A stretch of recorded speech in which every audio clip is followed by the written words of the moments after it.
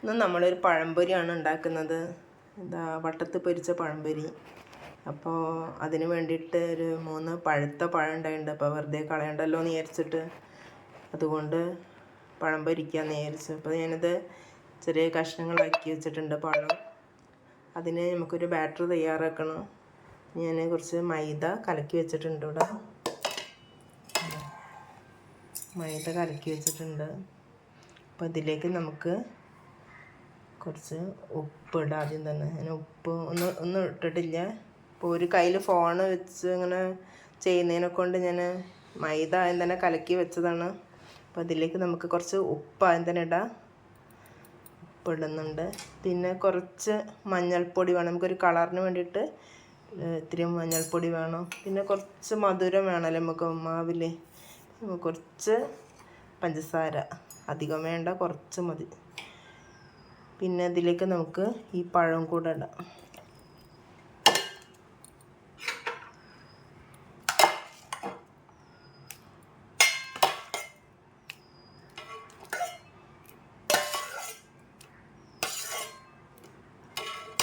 നമുക്ക് ആവശ്യമുള്ള ഇടാം. എന്നിട്ട് വേണമെങ്കിൽ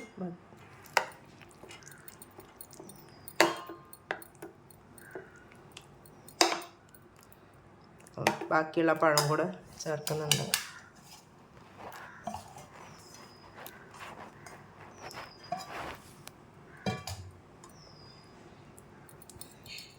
നമുക്ക് ഉപ്പ് മധുരമെല്ലാം ഒന്ന് ചെക്ക് ചെയ്തിട്ട് നമുക്കിത് പൊരിച്ചെടുക്കാം. ഇത്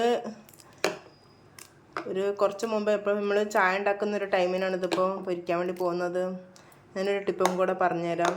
അപ്പോൾ ഇങ്ങനെ ഈ മാവ് തയ്യാറാക്കുന്ന നമ്മൾ ഒരു ഉച്ചക്ക് ഭക്ഷണമെല്ലാം കഴിഞ്ഞ ടൈമിൽ നമുക്ക് മാവ് ഉണ്ടാവുമല്ലോ, ഈ ദോശമാവ്.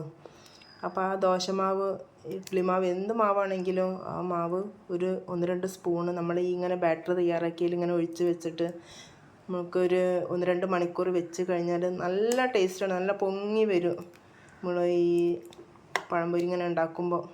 അപ്പോൾ നമ്മളിപ്പോൾ ഞാനതും ചെയ്തിട്ടില്ല.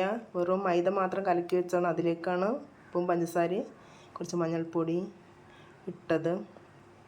ഉപ്പെല്ലാം പേരിന് കുറച്ച് ഇട്ടാൽ മതി. അപ്പോൾ അങ്ങനെ ഒന്ന് ഉണ്ടാക്കി നോക്കും. നമ്മൾ ഉണ്ടാക്കാറുണ്ട് അങ്ങനെ. നല്ല ടേസ്റ്റാണ്. നമ്മൾ ടൈം മുമ്പേ അങ്ങനെ കലക്കി വെച്ചിട്ട് നമ്മൾ ചായക്ക് ടൈം ആകുമ്പോൾ അങ്ങനെ പൊരിച്ചെടുത്താൽ മതി. നല്ല ടേസ്റ്റാണ്. അത് ചെയ്യാത്തവരുണ്ടെങ്കിൽ നമ്മൾ മാവ് ബാക്കി ഉണ്ടെങ്കിൽ അങ്ങനെ കൂടുതലൊന്നും വേണ്ട, ഒരു ചെറിയ 2 സ്പൂൺ അല്ലെങ്കിൽ 1 സ്പൂണോ മതി മാവ്. നമുക്ക് അത്രയല്ലേ നമ്മൾ ഉണ്ടാക്കുകയുള്ളൂ. അപ്പോൾ അങ്ങനെ ഉണ്ടാക്കിയാൽ നല്ല ടേസ്റ്റാണ് ഇത് കഴിക്കാൻ.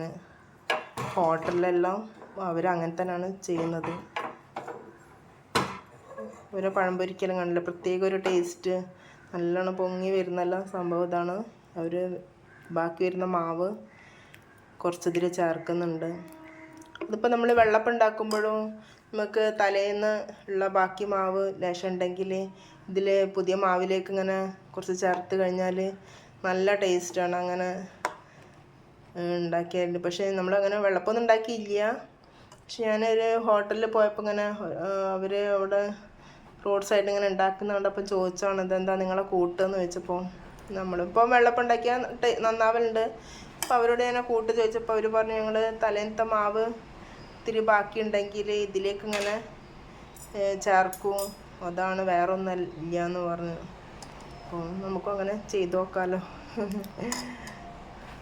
അപ്പോൾ ഇങ്ങനെ പഴംപൊരി ഉണ്ടാക്കുമ്പോൾ എന്തായാലും നമ്മൾ ചെയ്യാറുണ്ട്. ഇങ്ങനെ ദോശമാവെല്ലാം ബാക്കി ഉണ്ടാകുമ്പോൾ ഒരു ലേശം ഇങ്ങനെ അതിലേക്ക് ഒഴിച്ചെടുത്താൽ മതി.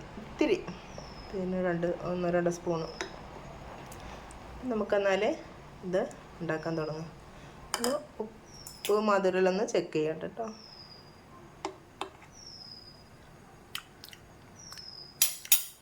നമുക്ക് മധുരം അത്ര വേണ്ട തീരെ, എന്നാലും തീരെ ഇല്ലാത്ത മധുരമുണ്ട് മാവിൽ.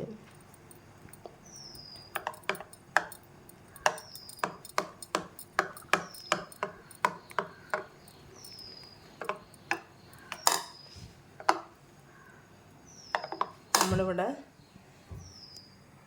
ചീനച്ചട്ടിയിൽ വെളിച്ചെണ്ണ ചൂടാക്കാൻ വെച്ചിട്ടുണ്ട്. നമുക്കിതിൽ ഒഴിക്കാം ഈ ബാറ്റർ.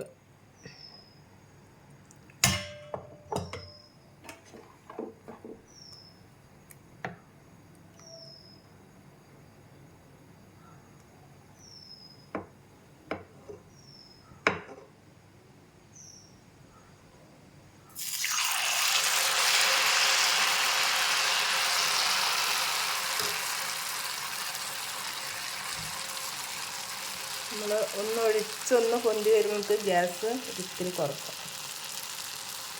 വെളിച്ചെണ്ണ നന്നായിട്ട് ചൂടാവണം, എന്നിട്ട് വേണം ഒഴിക്കാൻ.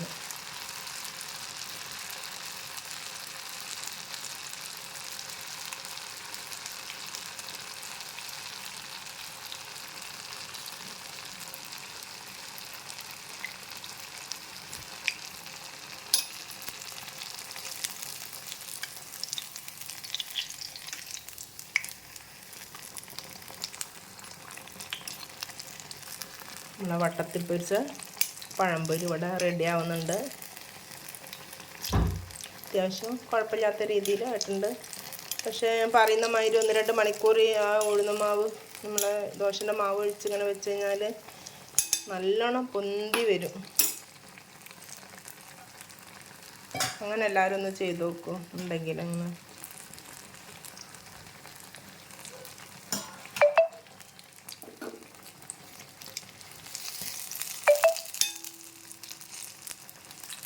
ഫ്ലെയിമിലിട്ടിട്ട് വേണം ഗ്യാസ്. നമ്മൾ വെളിച്ചെണ്ണ നന്നായിട്ട് ചൂടായതല്ലേ, പിന്നെ ഫ്ലെയിം നന്നായിട്ട് കുറക്കണം.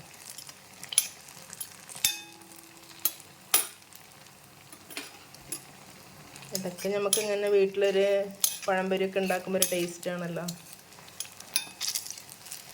പുറത്തുനിന്ന് വാങ്ങിക്കുന്ന പഴംപൊരി എന്ത് സാധനമായാലും അവർ ഈ പൊരിച്ച വെളിച്ചെണ്ണയിൽ തന്നെ ഇങ്ങനെ പൊരിക്കുന്നതാണ്. വെളിച്ചെണ്ണ തന്നെ ആയിരിക്കില്ല, വേറെ പല ഓയിലും എല്ലാം ആയിരിക്കുമല്ലോ. അപ്പോൾ അവർ ബാക്കിയുള്ള എണ്ണയിൽ തന്നെ ഇങ്ങനെ പൊരിച്ചെടുക്കുന്ന നമ്മളറിയില്ലല്ലോ. നമ്മളിത് കുറേ ക്യാഷ് കൊടുത്തിട്ടെല്ലാം വാങ്ങിച്ച് കഴിക്കും. നമുക്ക് പല അസുഖങ്ങളും വരുന്നത് കാരണം തന്നെയാണ് പുറത്തുനിന്നെല്ലാം കൂടുതലായിട്ട് ഭക്ഷണം വാങ്ങി കഴിക്കുന്നതും. കൂടുതലും നമുക്ക് വീട്ടിലുണ്ടാക്കിയാൽ അത്രയും നല്ലതാണ്.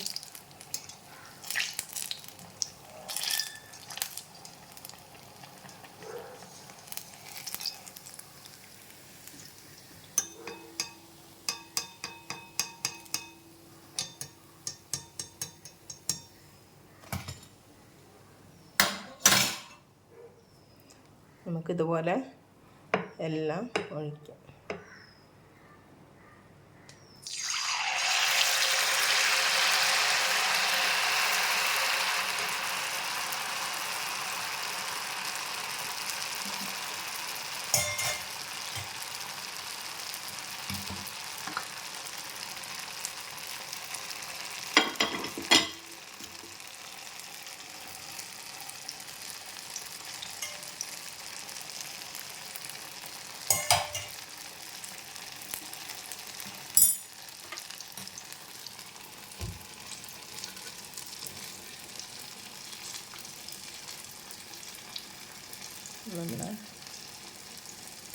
നല്ല സോഫ്റ്റാണ്, ചൂടുണ്ട്,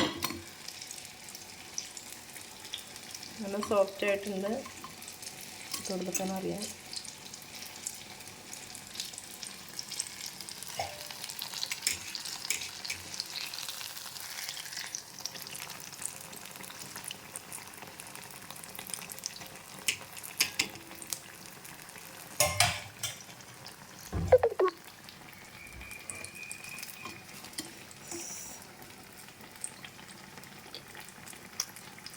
നല്ല ടേസ്റ്റ് ഉണ്ട്. നമ്മുടെ ഇന്നത്തെ ചായക്കടിയാണിത്. അപ്പോൾ എല്ലാവർക്കും ഇഷ്ടപ്പെട്ടെന്ന് വിചാരിക്കുന്നു. അടുത്ത വീഡിയോയിൽ കാണാം.